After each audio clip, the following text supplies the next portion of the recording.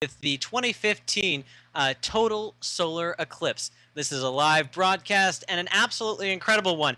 If you're just tuning in, we've had quite a roller coaster ride here. We have experienced first contact in the Faroe Islands. We've experienced weather crazy issues. We've experienced Svalbard coming to us with clear skies, courtesy of our partners, NRK News. And it's been such an incredible thing to see from Svalbard in particular, just because of how beautiful totality was. That was a total solar eclipse, something that happens so rarely. Let me get my notes here. When's the next total solar eclipse coming? It's coming March 8th or 9th, depending on the time of day, depending on the time zone that you're living in. And that's coming in 2016, so next year, and that's going to be viewable in the Southeast Asia region. And so if that's somewhere where you live, very lucky for you, because you'll get to experience a quite incredible event next year. But just now, we have all together shared with the world a really, really beautiful moment. And I'm so glad that you guys could join us in participating in this. Really, it's a celestial event. It's a beautiful thing. And Eric, may I interrupt just 1 second? If Sure, we yeah. can get my live images coming back from the Faroe Islands, and we will see the last phase of the eclipse from here. That would be really exciting. If we can get some more live images in from the Faroe Islands, oh, that's going to be so fun, because we can bookend this eclipse with the Faroe Islands. That's what we can do, and that would be a lot of fun. And I also wanted to ask you a quick follow-up. Do you think Dr. Miguel is available for an interview at this point? Yes, he will be, but in about 5 minutes, I'm afraid. He's been delayed. Oh yeah, it's understandable, because there's some things that are really crazy in terms of going on here. It's been an absolute hullabaloo, I'm sure, over there. And well, so actually, what I'm getting right now is I think I'm getting some imagery in from the Faroe Islands. So this is coming to us. I'm gonna put that in here right now. And Eric, I have Dr. Miguel Serra Arica here for us if we'd like to start our interview. Let's start it with imagery from the Faroe Islands. Let's be appropriate with that. And so there it is. And thank you so much for joining us. Please do take it away. Okay, thank you. I'm going to have to share my headset, so do forgive us. It's a bit clunky, but it'll work. So thank you. Miguel, thank you very much, first of all, for coming on to be interviewed at Slooh.com. How was this eclipse in comparison to others that you've seen? I think this eclipse is a very different eclipse because we are in an Arctic region. Okay. So if with this eclipse we have the possibility to see the corona, the eclipse, and also the aurora. Okay, so the two things never in the story of the astronomy, nobody has taken images of both phenomena together, corona and aurora. Maybe, who knows, maybe from Svalbard, someone has the chance to maybe. take. Yes. So, were you disappointed with the weather? No. No? Okay, with the weather, yes, but with the expedition and with the phenomenon, no. No, because the team works very well. 4 days ago we have a very big solar storm in Iceland, so we have seen beautiful auroras. So I am very happy. And here, okay, this is the nature, and okay, the weather is this. Right now is we have sun, it's sunny, but this is an expedition to an eclipse. Miguel, just to let viewers know, Miguel is a veteran eclipse chaser. He's been to, how many have you seen now? This is the 12th. 12th eclipse. So the next one you're going to is Sumatra? Yes, Sumatra, Indonesia, yes, but also will be a very difficult eclipse. The big eclipse will be the United States in 2017. Okay, and just to put this in context, Miguel is actually the observatory manager where Slooh's high altitude observatory is in the Canary Islands. So his organization, the EAC, the Institute of Astrophysics in the Canary Islands, and Slooh work together on some of these expeditions, but also a lot of work in the Canary Islands as well. So what was your best eclipse that you've seen? Well, it's very difficult to select one. Really? Maybe, yes, really, yes, maybe in 2003 we fly over the Antarctica and with an airplane.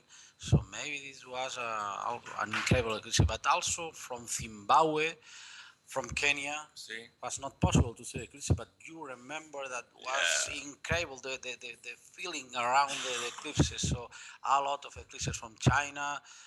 Um, to me, the best eclipse was in Libya desert, in the 2006. But okay, also this was a good eclipse. So it sounds like it's difficult, like children, it's difficult to pick a favorite. You know, they're all different for different reasons. Yeah, like children, it's very difficult to select one of the two. So, yes, and also it's difficult to separate or to select between aurora and eclipse. So it's very beautiful. Miguel is referring to a wonderful display. Part of the expedition was to Iceland, and we saw probably a record-breaking auroral display, which is very linked, of course, because it's generated by the solar wind. So the energy from the sun was creating these wonderful aurorae. Was that the best auroral display you've seen? Yeah, yeah. I also are observing auroras from 2000 year and okay, this was the best aurora show that I've been in my life. It was incredible, It was incredible. A lot of light from the auroras, but to me, the more impressive thing was the movements, the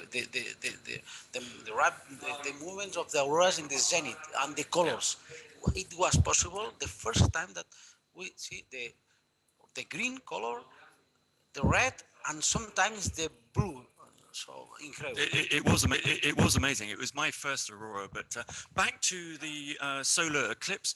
What's your opinion of this one? Okay, this was a very difficult eclipse. The probability to see the corona was very low. But to me, it's okay. It's okay. It seems that we split the team in two. Okay, in order to increase probability to see the eclipse. And it seems the other team in the southwest of the island. It seems that we have corona images. Okay. Let's see. So we will see some coronal images maybe on the Shelias website, and we'll have them on Slooh as well. So, Miguel, thank you very much for joining us today. Thank you very much for all of the work you do to organize these expeditions. And the next one, what's the next big expedition? Is it Egypt? We'll try Egypt. Yes, we'll try to broadcast alignments of the winter solstice from pyramids. Yes, and I hope that Slooh will be there. Absolutely. Slooh and Shelios and Gloria will all be there. So thank you very much, Miguel. Fantastic. Thank you. Yeah, that was really a great interview to experience because really it's great to see the culture and the background of who is here at the Faroe Islands. Who are these eclipse hunters? Sometimes being in a circle of a lot of different astronomers, it feels like I'm the only one that was left out. Everybody else is coming to see this totality, but they're these really passionate people that really enjoy chasing these things. These are eclipse chasers that they have it in their blood, and it's absolutely. Have you caught the fever, Paul? Is this something that you're going to keep on doing? It will be, Eric, but I've been looking at two computer screens. I've been looking at the back of cameras. I haven't had the ability to really take in properly the actual eclipse. I mean, the preparation here has been 48 hours non-stop, you know, setting up all the equipment. We've had the weather worries, we couldn't set up outside, so we've had, you know, all manner of things to deal with. So I think you don't have a chance to take a breath. But you see, I'm not here. We're not here for us to witness and to take in that eclipse. We're here to try and share that with the people who aren't fortunate enough to actually be here in the Faroe Islands or in Svalbard, where they're still witnessing the partial eclipse phase of this total eclipse of the sun. And what a day it's been. And just to remind viewers, you know, it may seem a bit disjointed, but we've had to react literally to every single second. When the sun pops out, we have to align the cameras, we have to focus the cameras, we have to start taking the images. You know, there's just a huge amount. So apologies if it has been a little bit disjointed, and sometimes we don't seem to be paying as much attention as we like. It's usually because I've got one hand here for a camera, one hand here for a camera, two laptops in front of me, and Eric has exactly the same in the studio, would you believe, with Slooh's founder, Mike Palucci, who are pulling in all these wonderful image feeds from all over. Eric, you guys are doing a fabulous job there. Oh no, are you kidding me? I don't have a tons of computers around me. It's just actually me, a cheese grater, and a webcam. That's actually all that we have here at the Slooh Studios. All this and everything's going out. you've been talking about. Yeah, you've been telling me for weeks. It's complicated. You know, there's a lot. Okay, you've blown the magic. We've seen behind Eric's curtain. Yeah. There's no magic here except for what's in the night sky, the beautiful celestial events. They're doing all the work for us, really. I mean, there's not much that could top just seeing that beautiful totality. Like, my mind just keeps going back to it because it was so vivid, so dynamic. There were so many things happening all at once, and things that you're just not used to seeing. And it was just, I think it's something that I'll remember, even though I wasn't exactly there. And maybe that's going to be my 1999, like it was Duncan's 1999, because it was just, Okay. it was beautiful, absolutely beautiful. And I'm looking forward to seeing the finality of this eclipse as it moves off the sun here. It's just 36 minutes away. You know, it's kind of been an amazing day all around, and I hope viewers have stuck with us through the clouds when we saw that amazing totality from Svalbard. And you know, I think one of the things that makes it a little bit special as well, Eric, is you're seeing all of these wonderful phenomena and features that you've never seen before, but you also know that it's about to disappear any second. So there's that anticipation that you've got to soak it all in such a short time. Now, this is a fairly long totality today, at around 2 minutes. Some eclipses, the African eclipse that Miguel was referring to, which we covered with Slooh a couple of years ago, was 12 seconds. That was how long totality started. Now, if you may have even heard in the background here, at totality here, the cameras were going off. It was like a rock band drummer in here. And that's what you have to do. You have to just take the photos and worry about what's coming out afterwards, apart from people like us who have to actually worry about getting live feeds out to people as well. It's I'm looking forward to going on an eclipse expedition for myself one day and just seeing all those things that you see. And I mean, you make a good point in that when you're in the middle of the flurry, you might not necessarily get to enjoy the magic, but sort of the adrenaline and the battle there, it's got to be so fantastic. And even though you're not necessarily being as involved with the imagery as maybe we are here just looking at our computer screens, but that's got to leave a mark on you. That's got to leave a really significant impact on you, doesn't it? Yeah, absolutely. And you know, even now, I'm seeing some gorgeous images coming from our live feed again. So if we can switch back to the Faroe Islands feeds, where we're just seeing the last little chunks of the sun, or of the moon moving away from the sun. So it really looks marvelous. I'll definitely keep my eye on that feed, and as soon as we see new imagery coming in, I'll bring that in. Oh, I believe I am seeing what you're talking about there, Paul. Oh, man. So I'm going to bring that in really quick. Here it is coming in.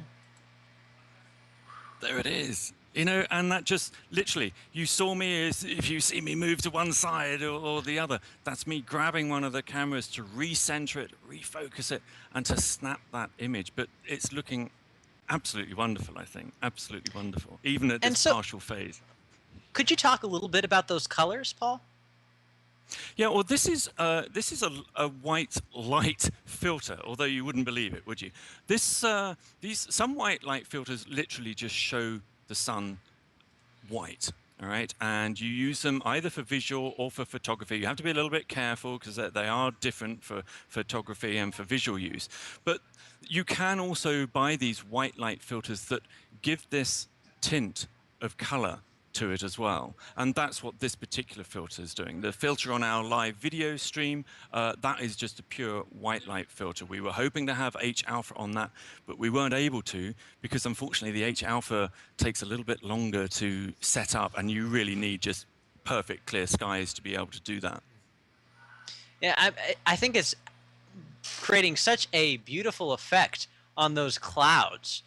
It's really I mean the weather has sort of conspired against Faroe Islands in a way, but at the same time we're getting such unique images really Yeah. that are it seems to me a little bit like works of art. Absolutely incredible. Oh, and so here we're seeing the clouds being a little bit more nasty and completely covering out the view there a bit. But Absolutely. it's been so touch and go, hide and seek, like I was talking about earlier. This is hide and seek. This is a game we're playing, a challenge we have, and alongside that challenge, we do have our more easy viewing, our beautiful feed coming in from Svalbard, courtesy of our partners, NRK News. So that I think we have the two experiences right where we need them. It's been a fun night tonight. It is. We've got here in the Faroe Islands, we've got just a little under 10 minutes left of the partial phase. And what that's called, when the moon finally leaves the solar disk, that's called fourth contact. So we've been quite lucky, Eric. We witnessed first contact here in the Faroe Islands. We just missed contact 2, which is when it starts totality, but we just caught it after third contact, and we saw some beautiful sights there. And then, of course, we will hopefully get fourth contact when the eclipse in the Faroe Islands is officially over. But it's not going to be over for us because we've still got these fantastic live images coming in from Svalbard. The only other place on Earth that you can see this from land anyway. So yeah, I'm really looking forward to seeing what tricks we maybe have up our sleeves for this last battle in the Faroe Islands. It is, let me calculate, the 7 minutes away from fourth contact, it being 10:48 UTC, when the Faroe Islands will see the last of their eclipse. And oh, look at our heads. They're in the way of Svalbard. What are we doing there? yeah, come on. But as we're talking, we see this gradual procession. I mean, one of my biggest fascinations in terms of the total solar eclipse is just how it has these gradual moments, and then all of a sudden everything comes together with totality. So we see this gradual climb from first contact as the moon just glides so very slowly, gradually across the sun for about an hour for this particular eclipse, and then there's just this moment of awe and just incredible dynamic views. And then we have this slow move off of it as well, this gradual receding off into the distance. I think it's an incredible composition what the sky is doing right now.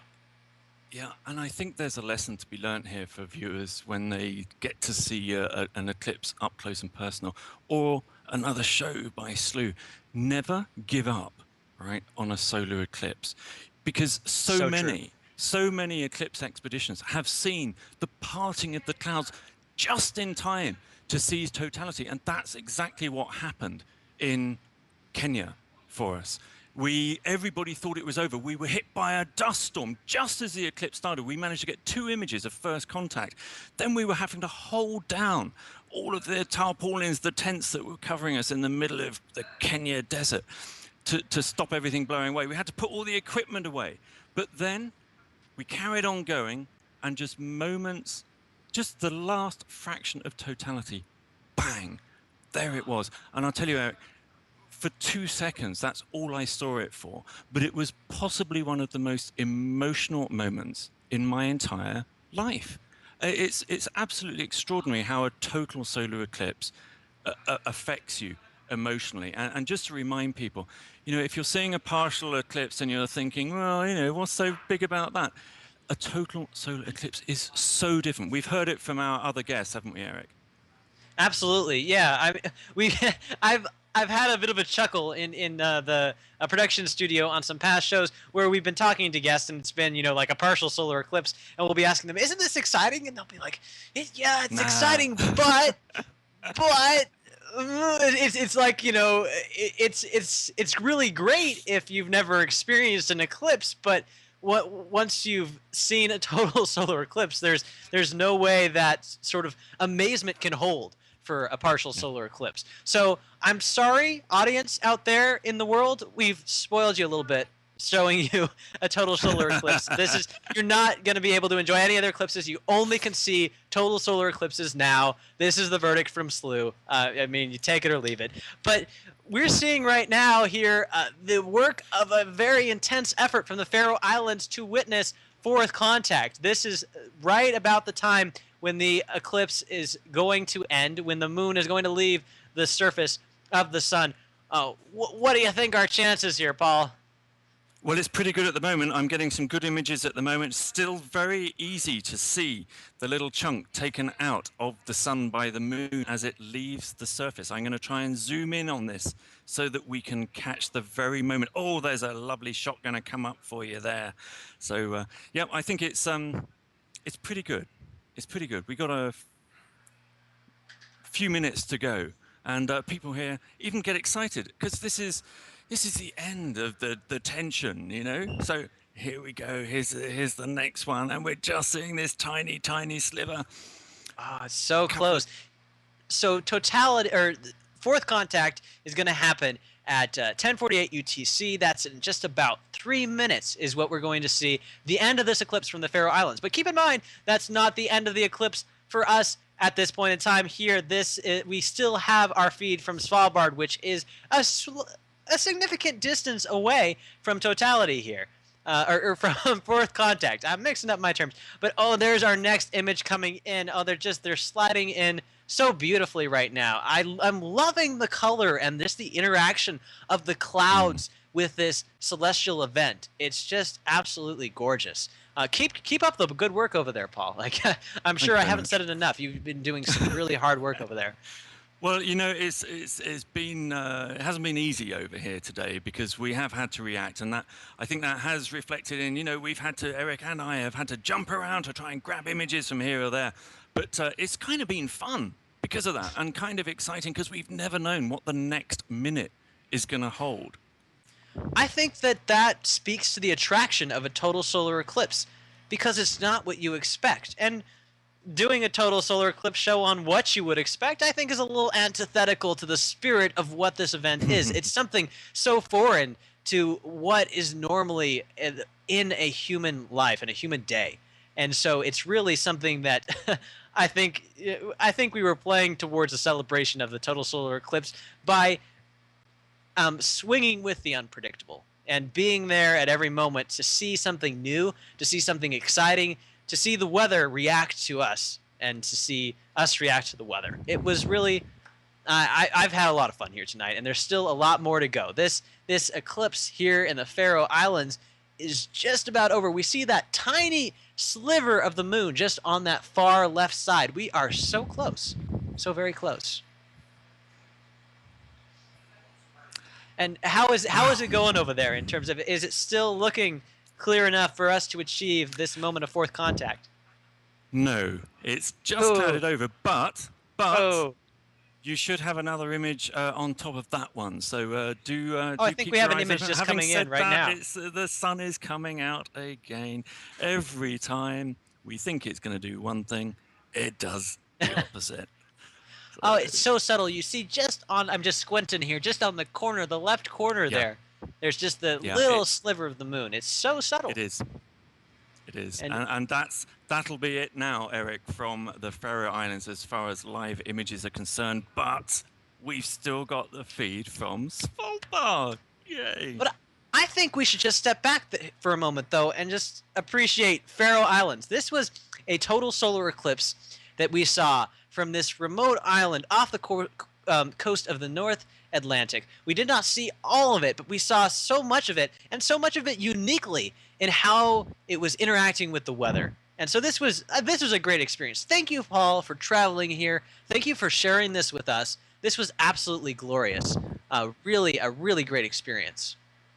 Yeah, well, it's always a privilege to do any of Slooh's shows because we're passionate about this stuff, as you can tell, and we love bringing live astronomy to the world. This is not our only shows, is it, Eric? We don't just do total solar eclipses, but there's always something new every week. But today has been all about probably what is one of the most remarkable astronomical events that humans can witness with their own eyes. And those who haven't been lucky enough to maybe be here in the Faroe Islands or in Svalbard, the only two places where you can see totality, hopefully we brought you a little flavor of what a total solar eclipse can offer. And of course, throughout Europe, people are still seeing the partial solar eclipses because it's not just the total eclipse that people can see today, but only two places can see it. But the rest of Europe, they've been getting partial phases. From Scotland, I think, had 94% or something of the sun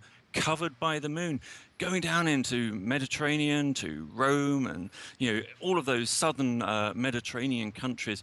I think you were talking about a 40% coverage. We were hoping to bring some live images from the Slooh High Altitude Canary Islands Observatory, where we were also going to experience a partial eclipse. But unfortunately, we had a bit of an ice storm there, so that kind of stopped our images there. But I think we've done pretty well here. We captured first contact, last contact, and most importantly of all, that beautiful corona and the diamond ring from Svalbard.